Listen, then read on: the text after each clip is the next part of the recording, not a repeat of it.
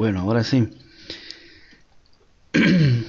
Eh, Decía que de Broglie planteó esta ecuación que el momento lineal de una partícula es igual a h entre lambda, donde h es la constante de Planck y lambda es la longitud de onda que describe. En principio, pues nosotros en cuerpos grandes no notamos la onda que describe el movimiento, pero en partículas pequeñas, pues esto sí es bien notable. Esto sí es bien notable la relación de Broglie, con lo que se demuestra. Esto fue una ecuación teórica. De Broglie no hizo ningún experimento. Fue hasta después, en 1925, Davidson y Herman llevaron a cabo un experimento de difracción de electrones y se encontró pues que esto estaba de acuerdo con la ecuación de Broglie.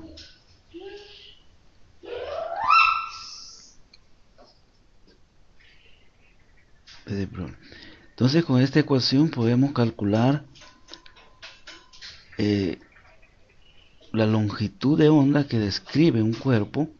Recuerdan, momento es la masa multiplicado por la velocidad. Es el momento lineal. Así que si conocemos la velocidad de una partícula y su masa, podemos calcular su longitud de onda. O pues al revés, con la longitud de onda y la masa podemos calcular la velocidad del cuerpo.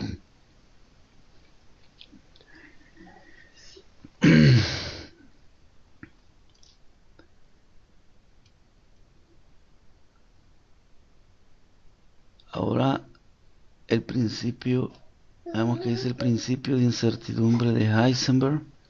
Aquí no se alcanza a ver, porque tapa. Heisenberg planteó un principio que ya muchos conocemos, este principio, que dice que la incertidumbre en la cantidad de movimiento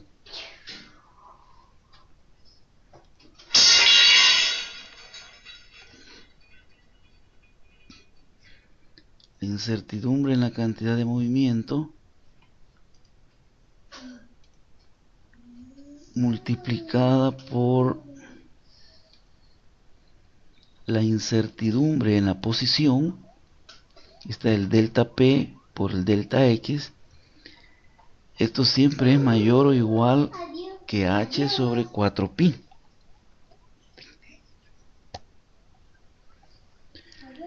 Esto no se lo inventó él así que le cayó del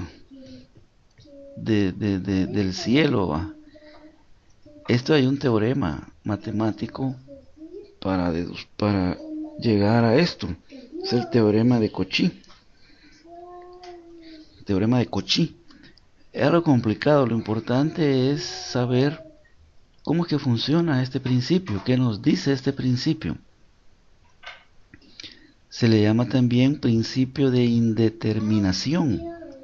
Yo creo que ese es más apropiado el nombre, porque si despejamos el delta X de aquí, te pasaría a dividir y entonces el delta P y el delta X serían inversamente proporcionales.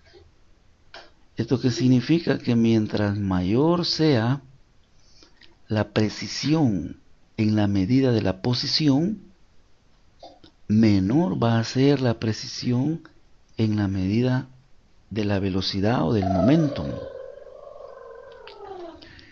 Estas variables tampoco no son cualquier variable aleatoria que uno pueda plantear. Estas variables en, en, en mecánica estadística vamos a ver de que son variables naturalmente conjugadas. Las variables naturalmente conjugadas son aquellas que una depende de la otra de forma natural. De forma natural. No son cualquier variable que se pueden elegir. Y de estas, las principales, pues, es la posición X y el momento. También son variables naturalmente conjugadas, la energía y el tiempo. Esto significa que si nosotros medimos con gran precisión una de ellas, vamos a tener una gran incertidumbre en la otra variable. Por eso se llama principio de indeterminación. Mientras determinamos una de ellas, o sea, medimos con precisión una de ellas, la otra variable queda indeterminada. O sea que vamos a tener un gran error al tratarla de medir.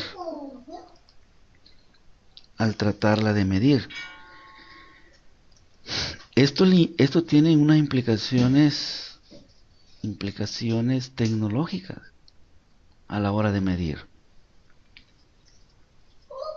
Y sucede más, como les decía,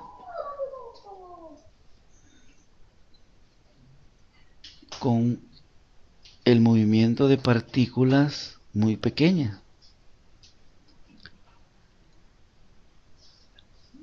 En los microscopios electrónicos, por ejemplo, si queremos ver una partícula,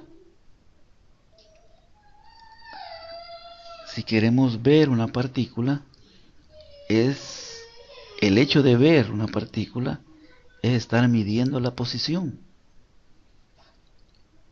Así que al ver con detalle una partícula, no podemos medir la velocidad de esa partícula. ¿Sabemos dónde está la partícula? Pues no sabemos su velocidad. Y al revés, al medir la velocidad de la partícula, no podemos saber dónde se encuentra esa partícula. Es una indeterminación que hasta el momento, pues esto es una ecuación cuántica. Como ven, ahí está la constante de Planck. Y nos limita el conocimiento. Hay una limitación sobre el conocimiento. No podemos medir con precisión ambas variables al mismo tiempo.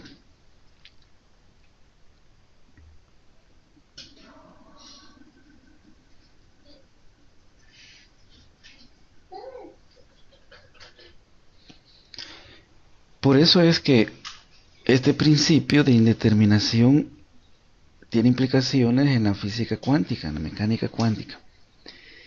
Al decir que la mecánica cuántica es una ciencia que no es determinista, porque no se puede medir con precisión variables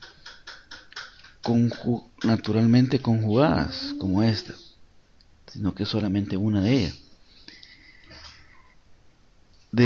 Por eso es que más adelante en la interpretación que hace Bohr a la función de onda, él da una salida para interpretar esa función de onda, y la salida es calcular probabilidades. O sea, y por eso es que a la mecánica cuántica se le llama mecánica probabilística. Mecánica probabilística.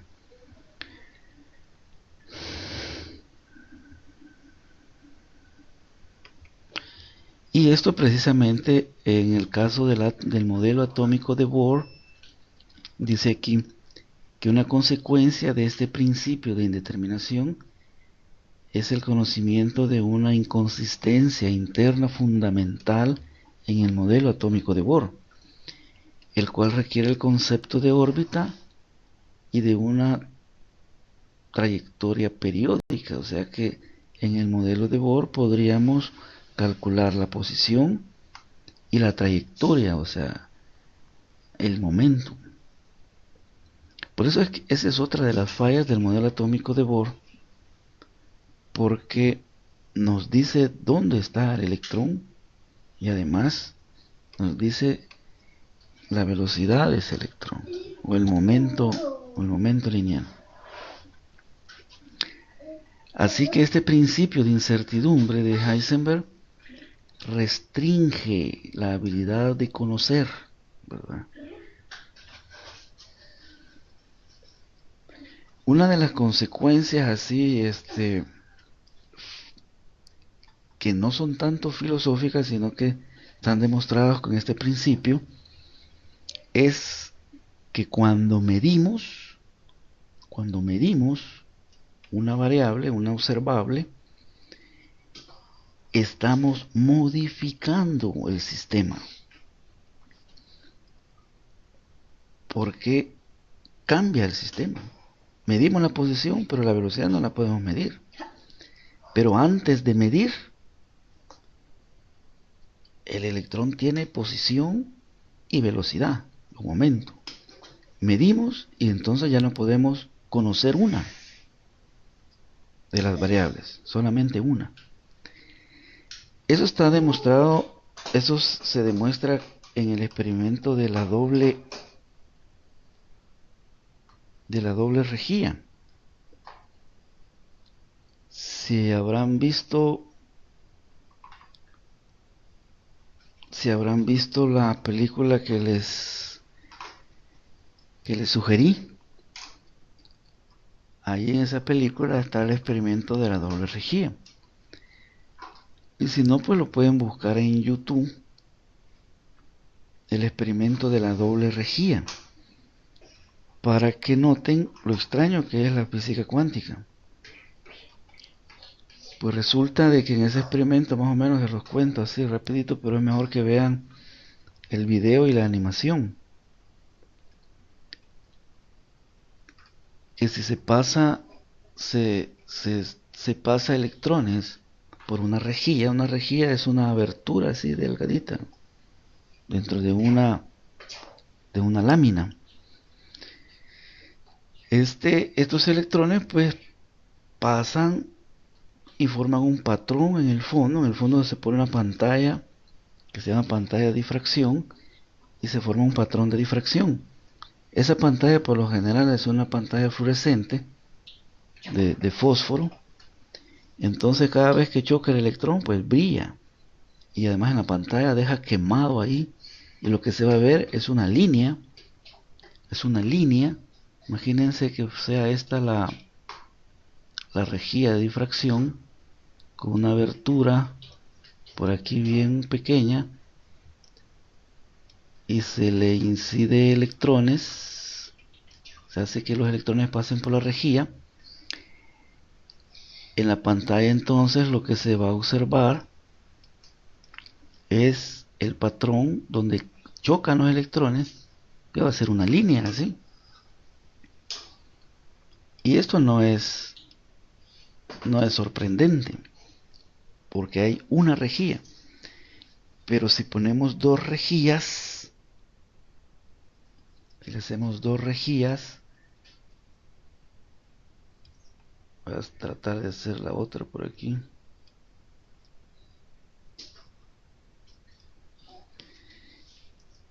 Lo que se esperaría, de acuerdo a la física clásica, es que hayan dos líneas.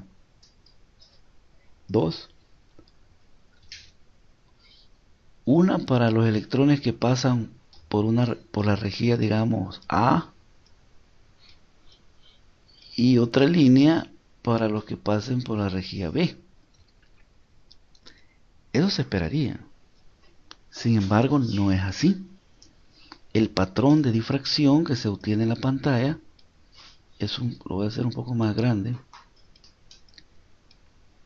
Es un patrón en donde hay no dos líneas, sino que muchas líneas. Muchas líneas. O sea que los electrones están de alguna manera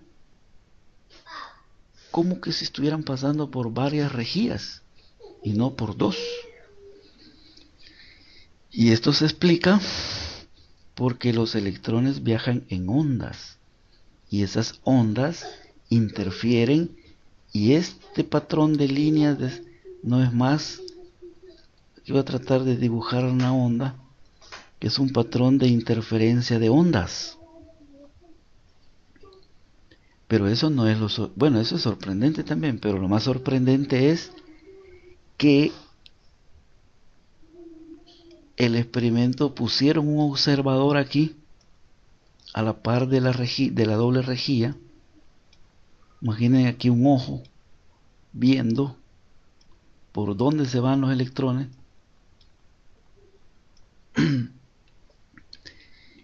Y entonces los electrones dejan de comportarse como ondas y producen un patrón de difracción de partículas.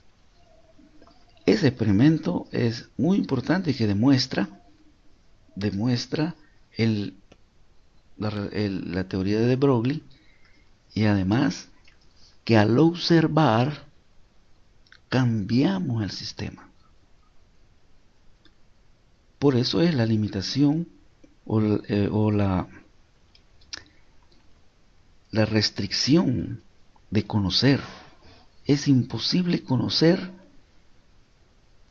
por completo la realidad, porque al medir la realidad, esta cambia. Esta es una de las implicaciones del principio de incertidumbre de Heisenberg. Yo les hago la analogía. Cuando hay elecciones de presidente o de diputado, se acostumbra que los medios de comunicación llevan a cabo una encuesta a boca de urna. Eso es que le preguntan a la gente al terminar de votar, en el momento que echa la papeleta en la urna, le preguntan por quién ha votado. En ese momento es como que esté observando los electrones que van a pasar por la rejilla. Y obviamente la gente no dice la verdad. La mayoría no lo va a decir. Tal vez algunas dicen la verdad, pero otras no. Ese momento de medir hace que la gente cambie. Y así es la realidad. Cambia.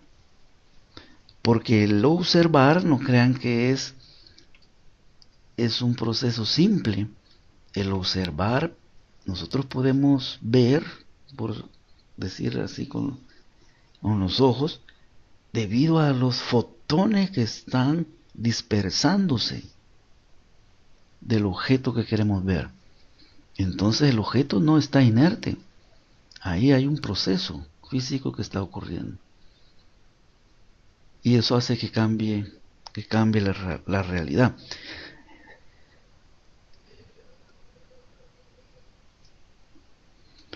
Así que es una limitante y tiene pues sus implicaciones precisamente en tecnología, en los microscopios electrónicos, ¿verdad? En los microscopios de fuerza atómica, ¿verdad? En el movimiento de las partículas pequeñas. El observar, pues hay que tomar en cuenta el principio de incertidumbre de Heisenberg para poder hacer los cálculos pertinentes.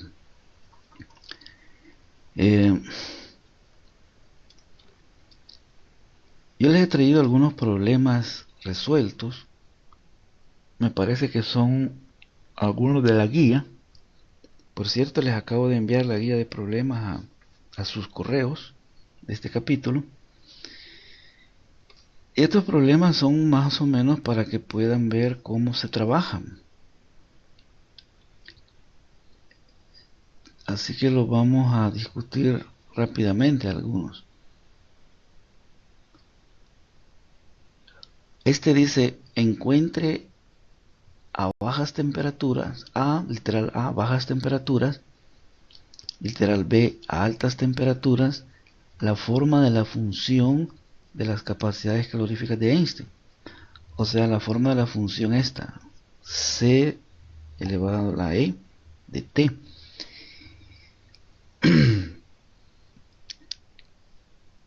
Esta que tenemos aquí es la expresión de la función característica de Einstein, de las capacidades caloríficas. Sin embargo, si las temperaturas son bajas, este término en el denominador E menos E a la teta sub E sobre T, este puede aproximarse a E, porque las temperaturas bajas, como T es un cociente, teta E sobre T, cuando T es bien pequeño, pues esto prácticamente quedaría un número grande, este cociente. Así que E elevado a un número grande es un número grande, que fácilmente entonces puede eliminarse el 1. Entonces, con esa aproximación y haciendo las operaciones aquí algebraicas que quedan indicadas, queda al cuadrado aquí abajo, pasamos arriba, hacemos la resta, nos queda de esta manera. Luego calculamos el límite de esa función cuando t tiende a 0. Ese límite pues se evalúa directamente. Aquí lo he hecho yo cambiando la variable para que se vea mejor, ¿no? Resulta de que en el límite cuando x tiende, porque si t tiende a 0, pues x tiende a infinito. Entonces esta función resulta que es 0, ¿verdad? Así que la temperatura característica de Einstein a temperaturas bajas, cerca del cero absoluto, esa función es 0, o sea que no funciona. Este cálculo demuestra de que no hay corrección para las capacidades caloríficas a temperaturas bajas, porque la función de Einstein se vuelve 0. Y es lo que les decía en la clase de ayer, de que esa ecuación no es buena, no funciona bien a temperaturas cercanas al cero absoluto. Y que Debye pues había corregido esto, considerando de que las frecuencias de los osciladores no son las mismas para todos los osciladores que se constituyen parte de la materia en su modelo. En el caso de que las temperaturas sean altas, pues aquí no podemos eliminar el 1, pero sí podemos expandir en una serie de Taylor e a la x. E a la x expandido en una serie, esto es igual a 1 más x cuadrado sobre el factorial de 2, y aquí van intercambiándose los signos. Si hacemos que x sea igual a teta sobre t, ¿verdad? Hacemos el cambio de variable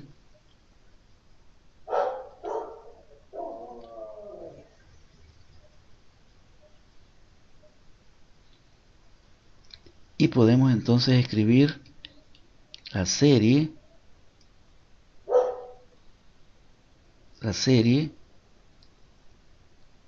en x, pero yo la he escrito de una vez para ahorrarme espacio.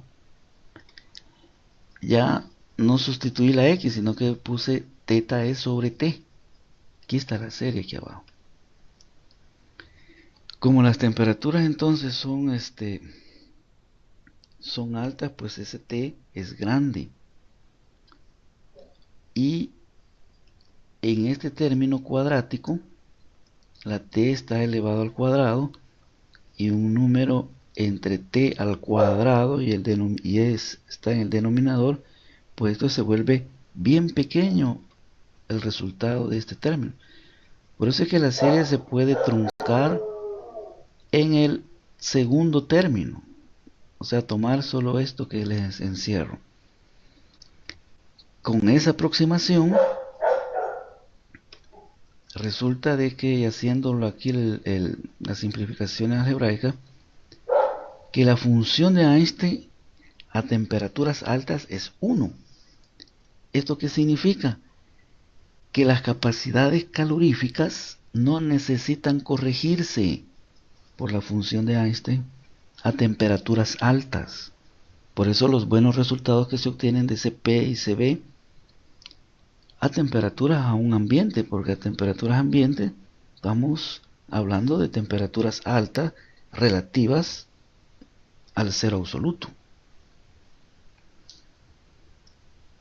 Si tienen preguntas pueden interrumpirme, ya saben. Ahora este es un cálculo sencillo, solo de ir a sustituir, como les digo, no hay que temerles que no nos impresionen estas ecuaciones. Dice, estimen las capacidades caloríficas del sodio metálico, donde la temperatura característica de Einstein para el sodio es de 150 Kelvin. Y saben que por eso se le llama temperatura característica a esta función teta, porque tiene unidades de temperatura, sin embargo no es una temperatura, es una función matemática. Y también para el diamante, en el diamante la temperatura característica es de 1860 Kelvin, y que nos piden que hagamos esos cálculos a temperatura ambiente. Entonces solo es de ir a sustituir, ¿ve? Este es el Cv, aquí está la función de Einstein, sustituimos y luego ponemos las temperaturas características, en primer caso para el sodio, de 150 Kelvin, y hacemos el cálculo y nos da el Cv 24.41 y no 20.5 como lo predice la teoría de equipartición de Boltzmann. Entonces, como ven, solo es de sustituir, solo es de ir sustituyendo en las ecuaciones y no hay nada extraño ahí. Este es un problema del efecto fotoeléctrico. A ver si muevo esto por acá.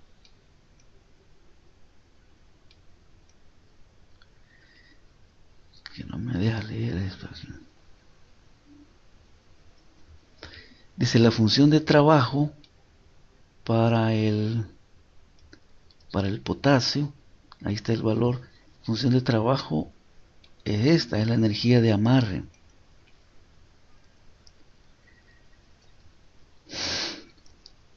Ahí tiene el valor que sería de 2 electronvoltios, es lo que no se alcanza a ver aquí. Y se incide luz de 350 nanómetros de longitud de onda. Entonces debemos de calcular la energía máxima en electronvoltios del fotoelectrón que se desprende por el efecto fotoeléctrico.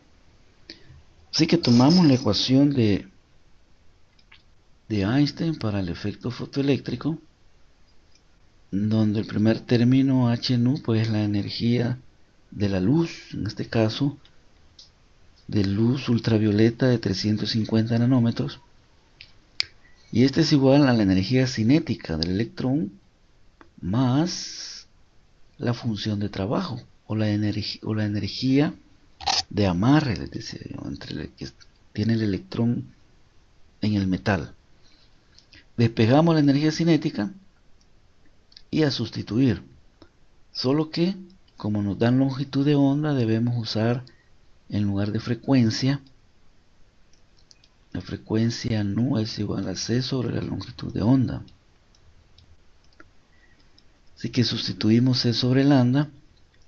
La función de trabajo aquí está, es de 2 electronvoltios, y debemos entonces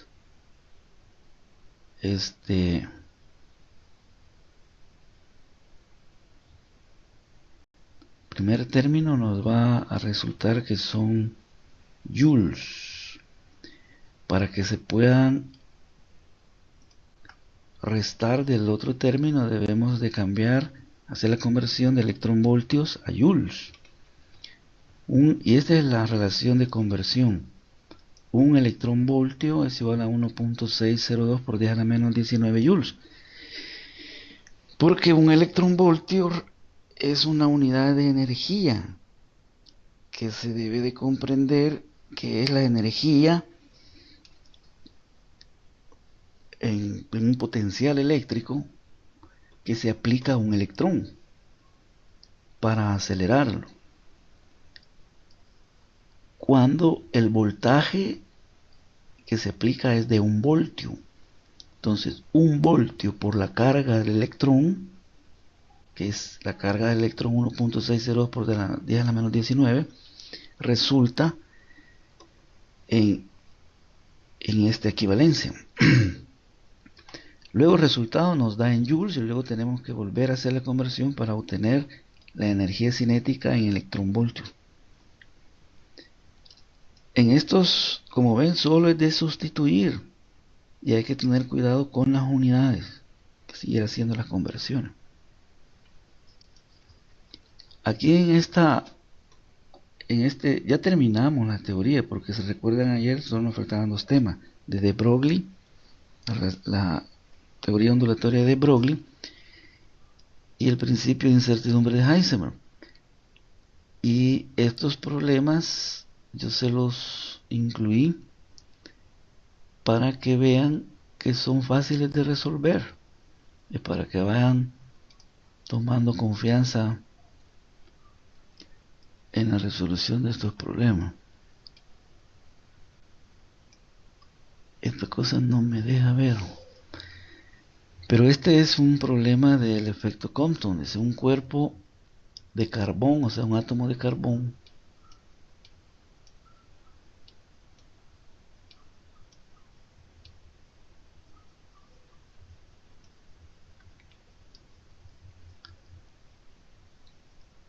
se le hace incidir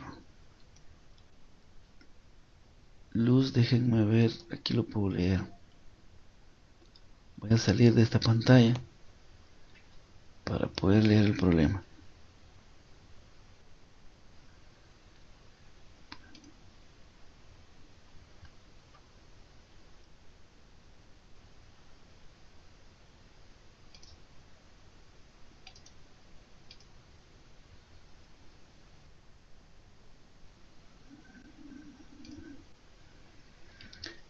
Dice, un cuerpo de carbón dispersa a los rayos X de longitud de onda de 0.1 nanómetro y se observa la radiación dispersada a 90 grados respecto a la luz incidente.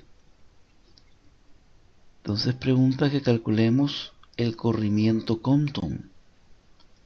El corrimiento Compton es la diferencia entre la longitud de onda de la luz dispersa menos la longitud de onda de la luz incidente. Y aplicamos la ecuación. Sustituimos los valores.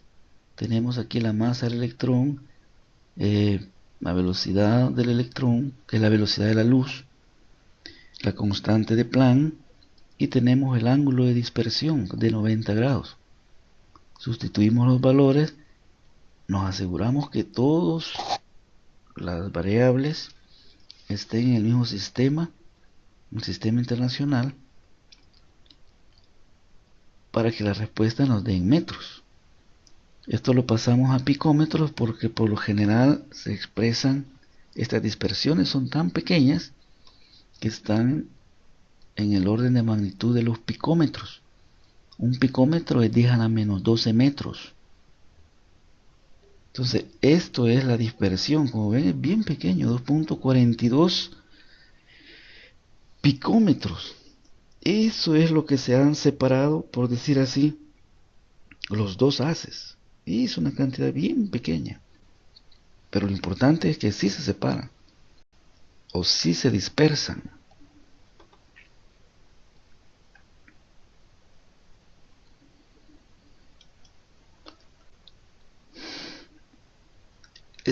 Otro problema es sobre de Broglie. Nos dice que calculemos la longitud de onda de Broglie para una masa de 1 gramo que viaja a una velocidad de 1 centímetro por segundo. Eso es en el literal A. Y en el literal B, que calculemos para la misma masa, pero que ahora viaja a una velocidad del 95% de la velocidad de la luz, que calculemos también la longitud de onda de Broglie. Y el literal C, que calculemos la longitud de onda de Broglie, pero para un electrón acelerado desde el reposo a través de una diferencia de potencial. Y aquí tenemos dos literales, literal I de 1 voltio y el literal 2I de 10 kilovoltios. Y por último, para un átomo de hidrógeno a 300 Kelvin. Y hay un tips aquí para resolver este problema. Como ven, son bien impresionantes estos problemas, pero no son tan complicados de resolver. Indicación: para el momento en B, literal B,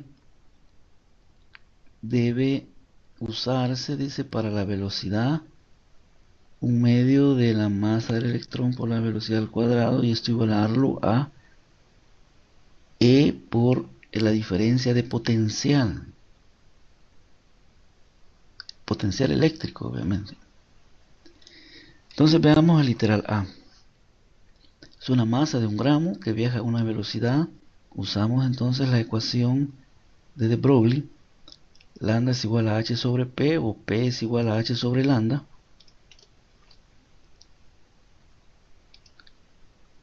Y aquí no puedo escribir. Voy a pasar a la otra vista.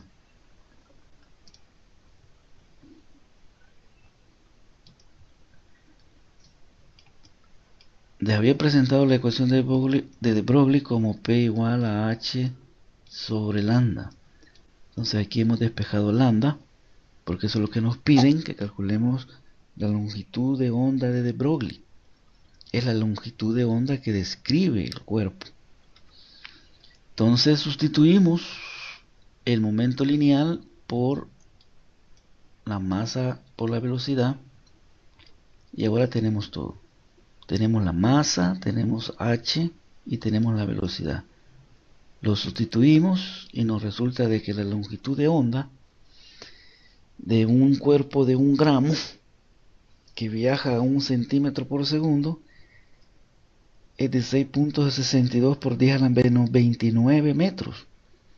O sea, ¿cómo podemos ver que una partícula de 1 gramo describa longitudes de onda de 10 a la menos 29 metros?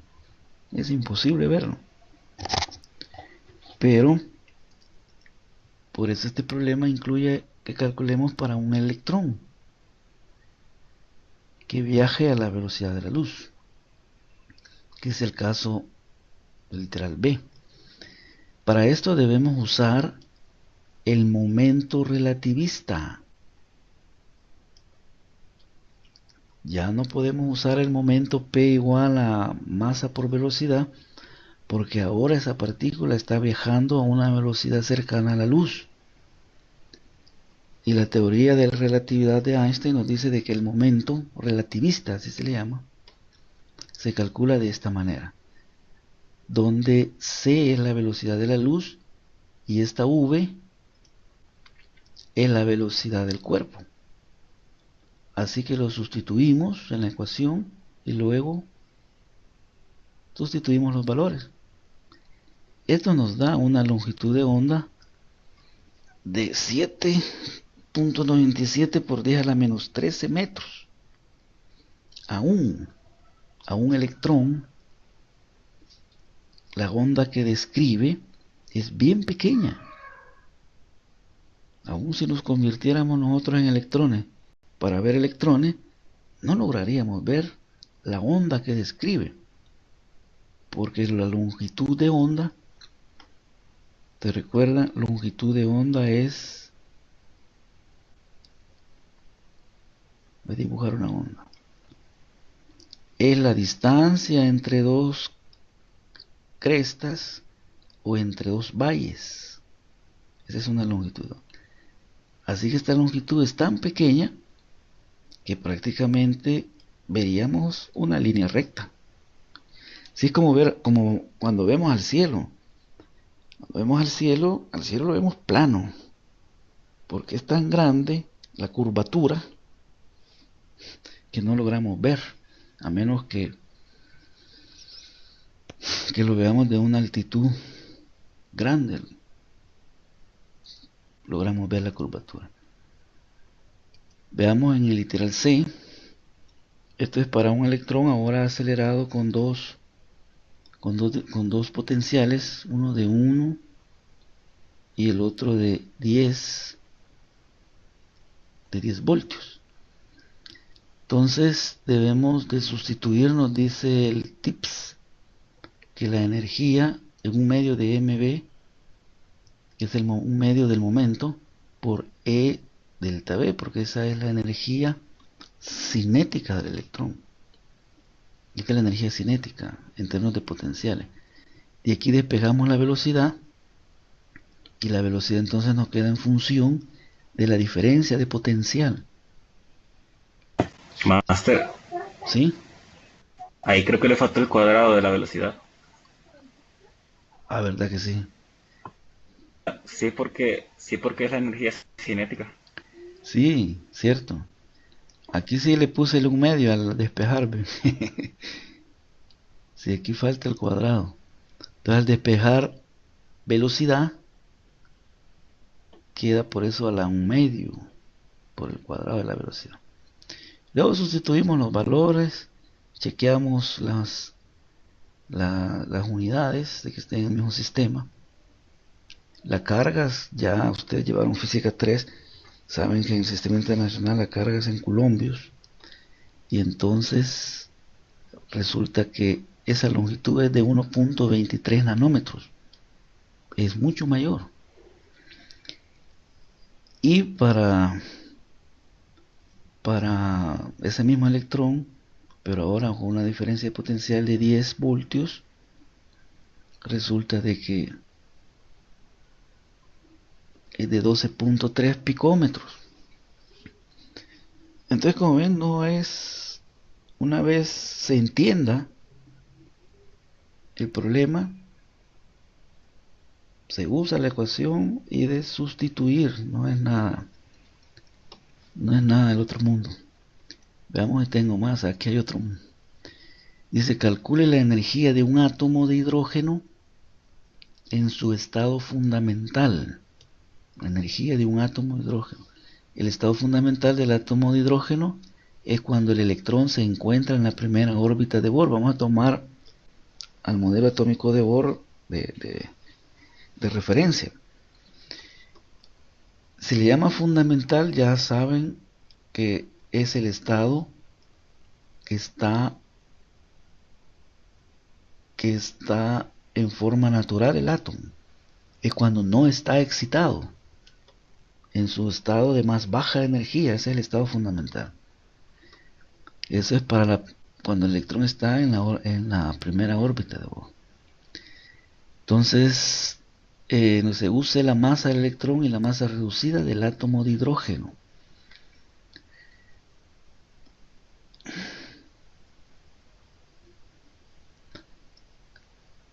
Aquí tenemos, les decía en la clase anterior, que la masa reducida se calcula de esta manera.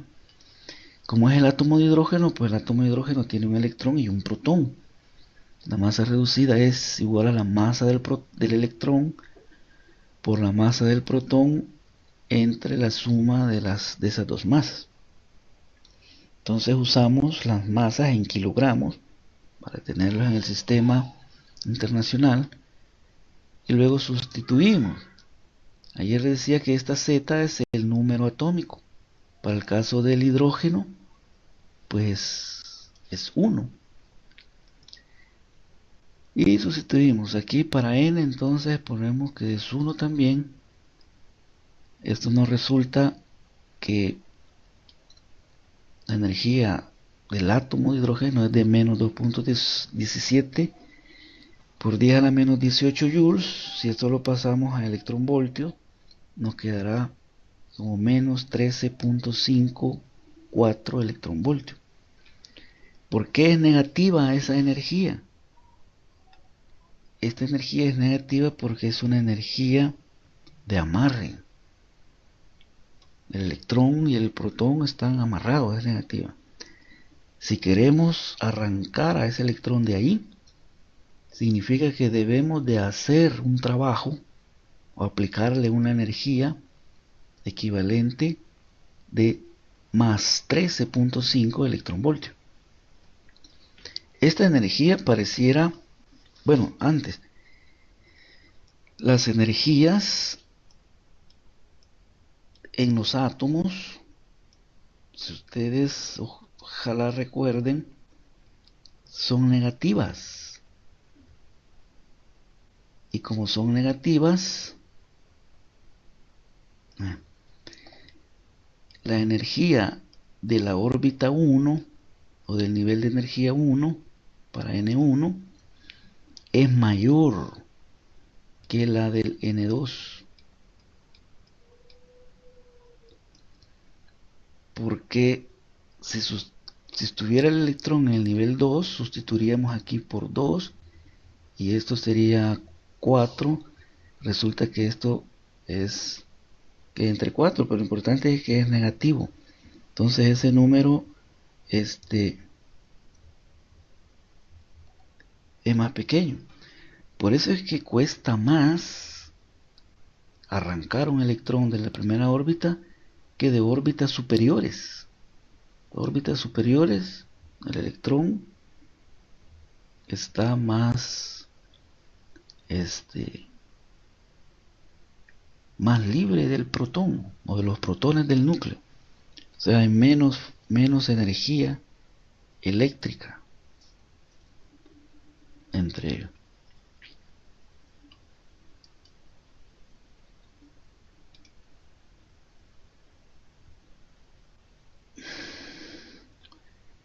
Este otro voy a salir de aquí para poderlo leer.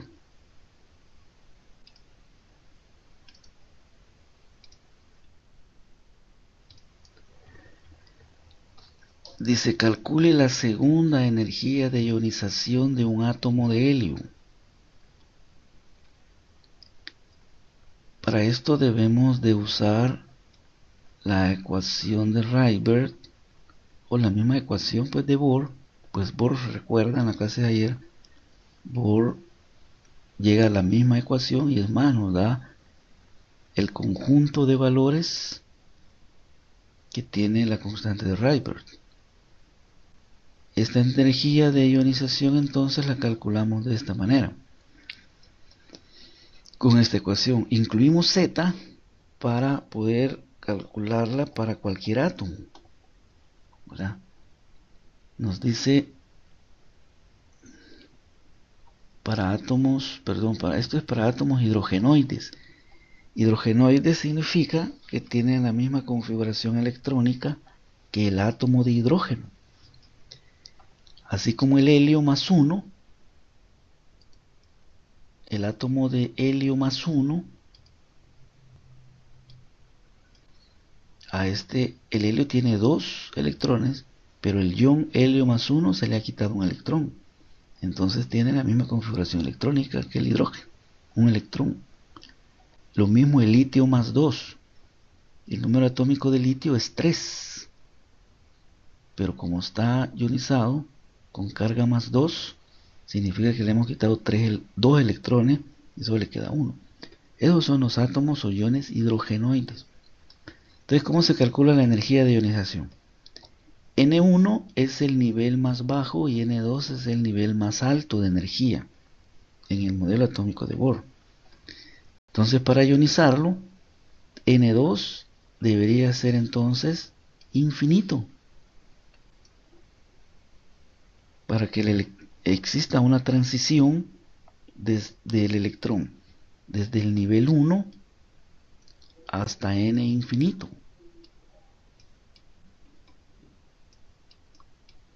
De n1 igual a 1, esto a n2 infinito. Y luego pues sustituimos. 1 entre infinito es 0. Así que obtenemos de esa manera la energía de ionización para ese átomo y para cualquier otro átomo hidrogenoide. Es de menos 54.1 electronvoltios. Y aquí tenemos uno del principio de incertidumbre de Heisenberg. Nos dice que un electrón está confinado en una caja lineal de dimensiones de 0.1 nanómetro. Y nos preguntan cuál es la incertidumbre en su velocidad y en su energía cinética. Así que usamos la ecuación del principio de incertidumbre. Como la caja tiene dimensiones de 0.1, pues esa será la imprecisión en la medida de la posición. Despejamos el delta P y luego sustituimos los valores y evaluamos. Resulta que la imprecisión en el momento es de 5.27 por 10 a la menos 25. Que eso pareciera que no es nada. Pero si calculamos, pues bueno, nos piden sobre la velocidad. Con ese momento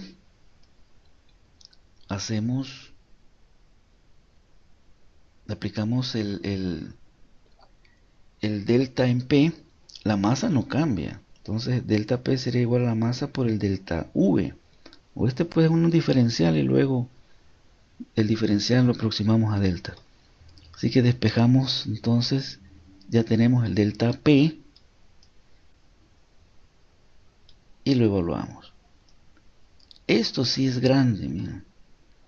Estamos hablando de una imprecisión en la velocidad de 5.8 por 10 a la 5 metros por segundo. O sea, eso es enorme, enorme. Y en la energía, pues ya con esta velocidad podemos calcular la imprecisión en la energía. Con esta velocidad, con esta incertidumbre en la velocidad. ¿Ve? La energía cinética es un medio de mv cuadrado, pues entonces diferenciamos la energía cinética y luego de diferenciar, pues aproximamos los diferenciales a delta y obtenemos la imprecisión en la energía, que es de 0.95 electronvoltios. Si calculáramos la energía para este electrón, nos diéramos cuenta de que la imprecisión es enorme.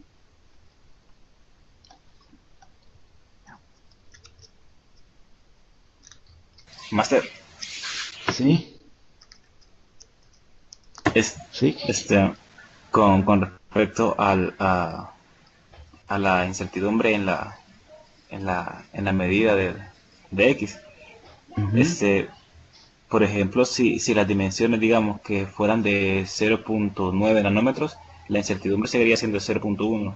O sea, o estamos midiendo la variación de distancia o la incertidumbre en la medida. Es que el electrón dentro de esa caja, de esas dimensiones, puede estar en cualquier sitio.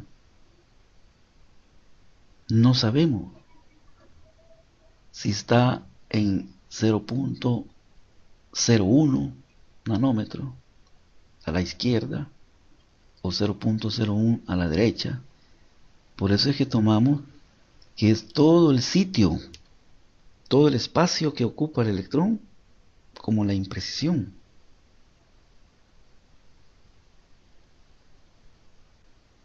Porque no sabemos dónde está. No sabemos la ubicación exacta.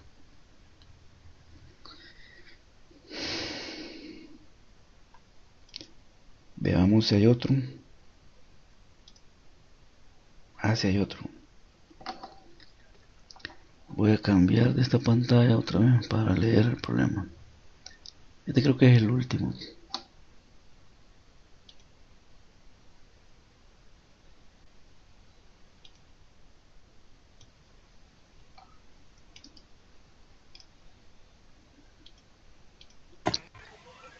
Master, ¿Sí? con respecto, o sea, ahí dice que es una caja lineal, ¿verdad? ¿Sí? En todo caso, si fuera una caja, o sea, que estuviera esparcida en las tres dimensiones espaciales, siempre tomaríamos la variación X. No, entonces es que ahí ya no, porque este, bueno, el principio de incertidumbre al expresarse puede expresarse en la coordenada X, en la coordenada Y, en la coordenada Z o en las tres coordenadas. El principio en las tres coordenadas sería delta px por delta py por delta pz por delta x por delta y por delta z, mayor o igual que h entre 4pi.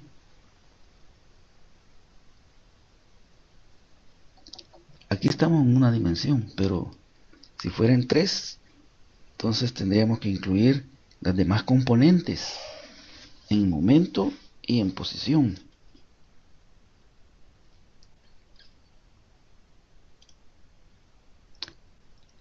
Este otro nos dice así: usa el principio de incertidumbre para estimar el orden de magnitud del diámetro de un átomo. Compare el resultado con el radio de la primera órbita de Bohr para el átomo de hidrógeno. Y nos da una indicación. Suponga que el electrón está confinado en una región de extensión Kronecker X. El Kronecker es pues un diferencial no tan grande ni tan pequeño, sino que intermedio. Ni es finito, ni es infinitesimal, es intermedio. Estamos hablando de que es dimensiones aproximadamente de la primera órbita de Bohr en el átomo de hidrógeno.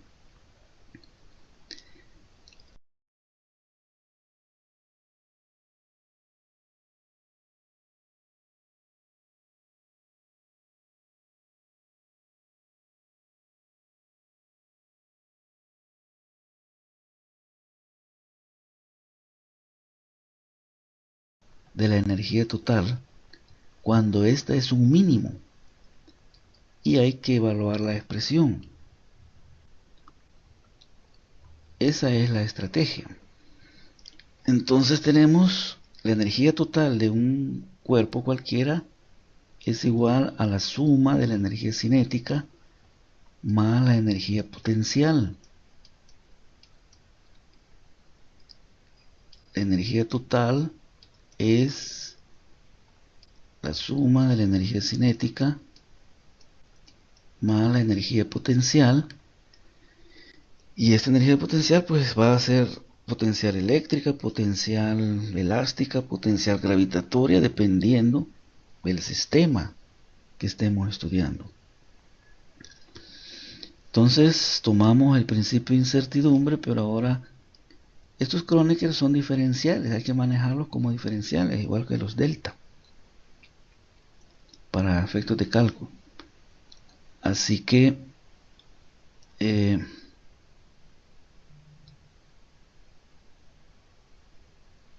sustituimos los valores de energía cinética en función del momento. Entonces P cuadrado entre 2m, que esta es la masa del electrón, y aquí resulta negativo porque la energía potencial eléctrica es entre el electrón y el protón, y como los dos tienen cargas opuestas, pues el producto de las cargas nos da un signo negativo.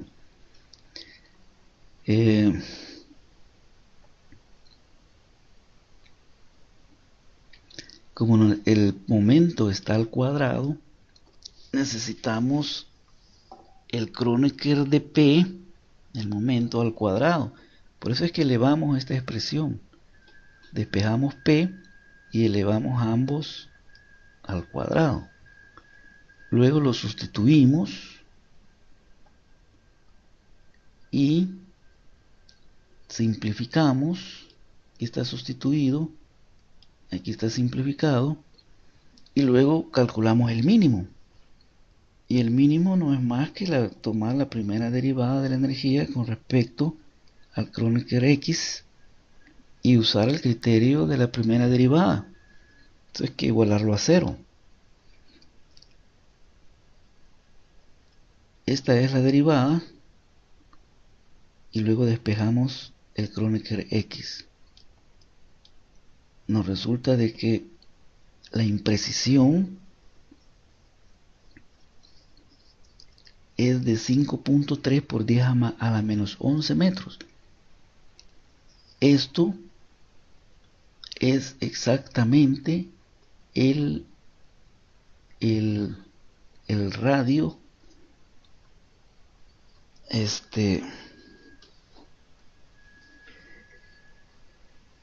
de la primera órbita de Bohr.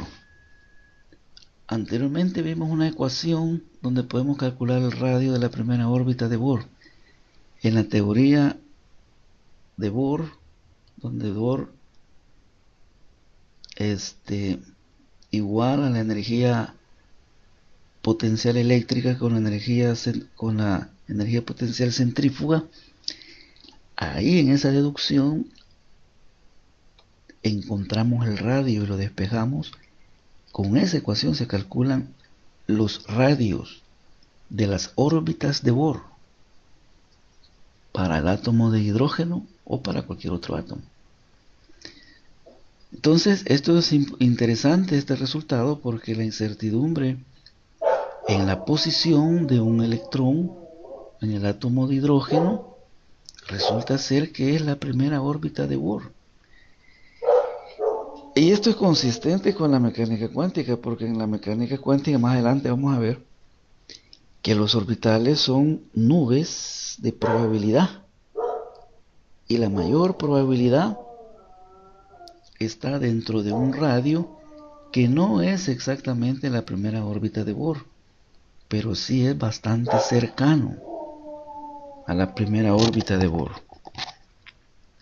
Entonces así son los cálculos, como ven, lo que más complicado puede ser, pues tomar una derivada, pero eso no debe ser problema, derivar para usted.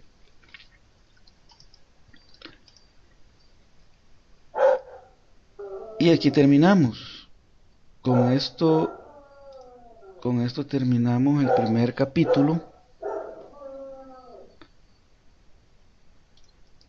Con esto terminamos el primer capítulo. Tienen la guía y vamos a... Bueno, les voy a dar un tiempo para que resuelvan la guía. Les decía ayer de que podría ser este examen. Este examen es el más fácil, les digo, porque son ecuacioncitas, así que solo hay que ir sustituyendo. El examen 2 es más complicado y el 3 más, y así va. O sea que hay que aprovechar este examen porque es más fácil. Entonces ustedes al menos tengan una semana para resolver esta guía, o quizás, no sé, si necesitan más tiempo. ¿Qué dicen?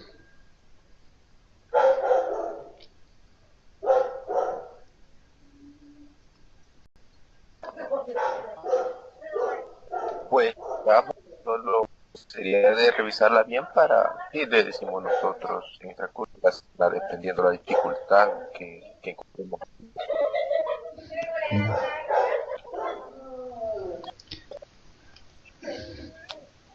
Sí, los problemas son como... Parece que son como 24 problemas.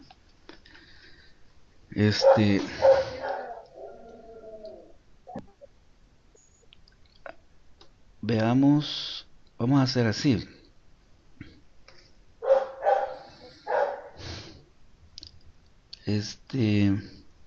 Les voy a dar una semana, o sea, la próxima semana, y parte de esta, ¿no? Para que resuelvan la guía. Y nos vamos a volver a tener clase, no la próxima semana, sino que hasta la siguiente semana. Yo aquí no tengo un calendario ni tampoco el celular para ver qué fecha sería. el lunes dentro de 15 días. ¿Alguien tiene un calendario a la mano? 25. 25. Va, entonces vamos a tener clase de nuevo el 25. Y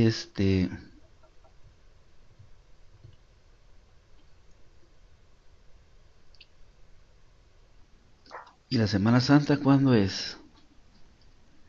Me parece que es el 14 de abril, si mal no recuerdo.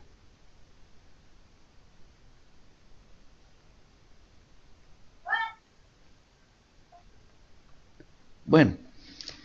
Sí, el 14 de abril. Sí, el 14 de abril. Entonces nos vamos a ver hasta el 25 de marzo en clase. Y el examen sería la primera semana, el lunes de la primera semana de abril.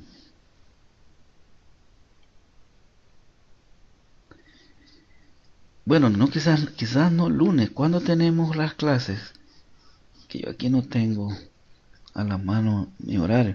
Que hemos dejado las clases ahí donde tenemos aula. Lunes, martes y viernes ¿A qué hora? a las 4:20. Ah, el lunes a las y el martes no puedo porque esas horas las estoy usando con la otra materia, fíjense. Entonces sería el viernes. El viernes también está a las 4:20, ¿verdad? Sí. Entonces este examen sería el viernes de la primera semana de abril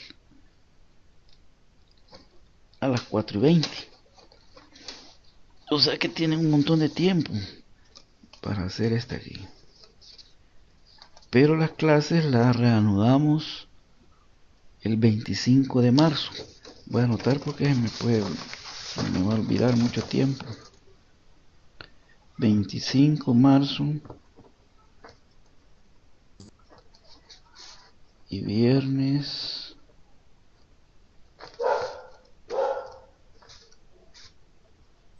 Master, ¿Sí? por si se le olvida, todo está grabado. ¿Cómo? Por si se le olvida, todo está grabado. Ah, no he terminado de... Espérate, voy a apagar. Voy a apagar la grabación. Es cierto, pero ahí está grabado. No, pero ya lo anoté. Voy a apagar para que no se haga mucho. Bueno, entonces tienen... Entonces va a ser